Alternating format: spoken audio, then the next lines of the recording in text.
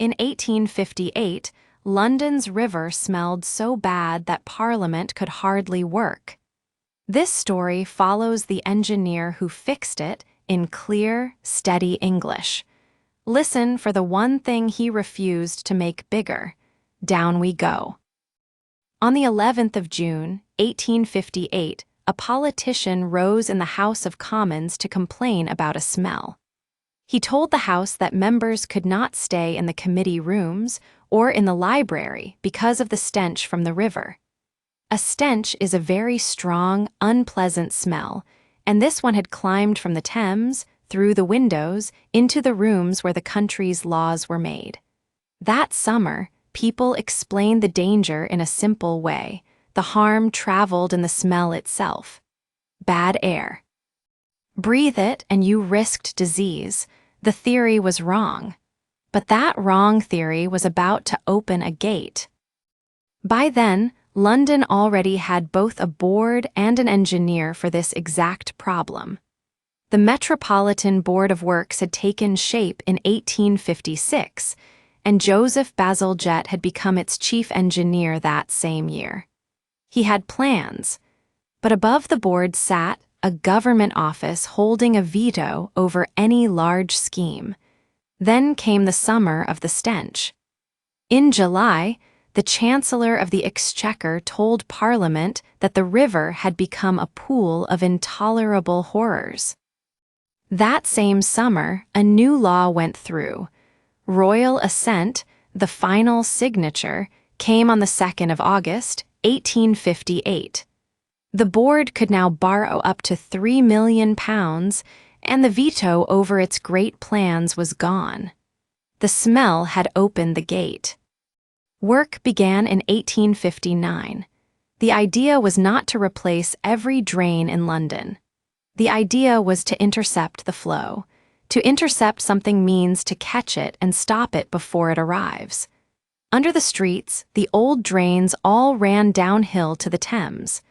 Bazalgette drew new main sewers running across them, along the river, not into it. Each one would catch the flow before it reached the water and carry it east.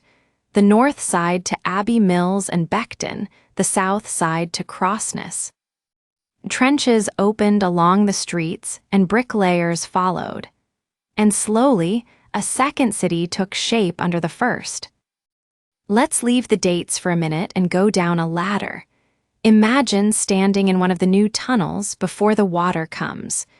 Your lamp shows brickwork, curved walls of brick, laid tight, ring after ring. The floor bends under your boots like the inside of a bowl. Walk east, the direction everything here will travel. Ahead, your light finds a low wall built across a side opening. That is a weir. A low wall that lets water spill over it when the level rises too high. The whole story is going to turn on that little wall. Now, back up the ladder into the light. Here is the decision this story turns on. Bazalgette did not size the system for the London of his own day. He sized it for a city that did not exist yet. In his calculations, districts would fill with people, 30,000 to the square mile, he assumed, and 20,000 in the outer districts. An assumption is something you accept as true before you have proof. His assumptions were generous on purpose. He assumed people would one day be given more water than they actually had, about 31 gallons a head each day in a city then supplied with 20 to 25. And he wrote that he had taken a liberal margin beyond his own measurements. A margin is extra room beyond what you need. Notice where he put it, not in the brick, in the numbers underneath the brick. Now the other half of the decision, the half people forget. There was one thing Bazalgette refused to enlarge, the answer to rare, violent storms. In his paper of 1865, he explained why. It would not have been wise or practical, he wrote, to make the intercepting sewers so much bigger only to carry off rare and excessive thunderstorms. Instead, at the junctions, he built overflow weirs to act, in his words, as safety valves in times of storm. When a storm overloaded the system, the excess would spill over the weirs into the river. He expected this on no more than about 12 days a year, and then only for short periods. The margin lived in the assumptions. The storms were left, deliberately, at present dimensions. Some of the tunnels needed land that did not exist, so Bazalgette took it from the river. Along the Thames, workers built embankments, great walls of stone and earth pushed out into the water, with new ground behind them. Inside the Victoria embankment, opened in 1870, ran the low-level intercepting sewer, and beside it a new road and an underground railway.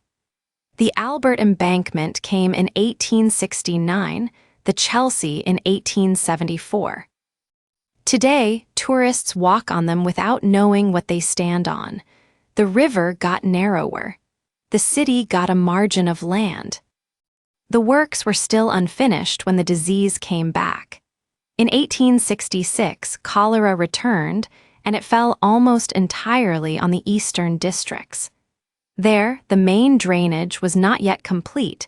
The low-level sewer existed, but its pumping station was still unbuilt. William Farr's inquiry pointed at the water those districts drank, supplied from reservoirs at Old Ford. Be careful here. No one can prove what the sewers did or did not stop. There is no second London to compare. Bazalgette himself did not claim to know. A year earlier, he had written that opinion was still divided about the cause, and that the link between the deaths and the bad drains was hidden, only that places properly drained had become free of the disease. He trusted observation, not theory.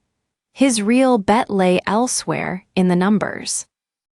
Now a sheet of paper instead of a tunnel. In front of you lies a sheet from an engineer's paper, a cross-section. A cross-section is a drawing that shows the inside of something, as if you had cut straight through it. Follow it with your finger. Here, the road. Below the road, the new embankment, drawn as layers. Inside the layers, a ring of brickwork, the tunnel itself. And beside the drawing, columns of small numbers, people to the square mile, gallons ahead. On a sheet like this, the whole decision lived. The brick in the drawing, and the assumptions in the small numbers beside it. So how did the bet come out? The brick tunnels are still part of London's working system today. The Victorian engines at Crossness and Abbey Mills no longer do the work. Modern plant on the same sites does. The old machines are kept to be looked at. The tunnels, though, are still carrying the city's water away. The system's modern operator says it was planned for a city of about 4 million, more than twice that number use it now. But remember the little wall. He expected the system to be overcharged, loaded past its limit, on about 12 days a year.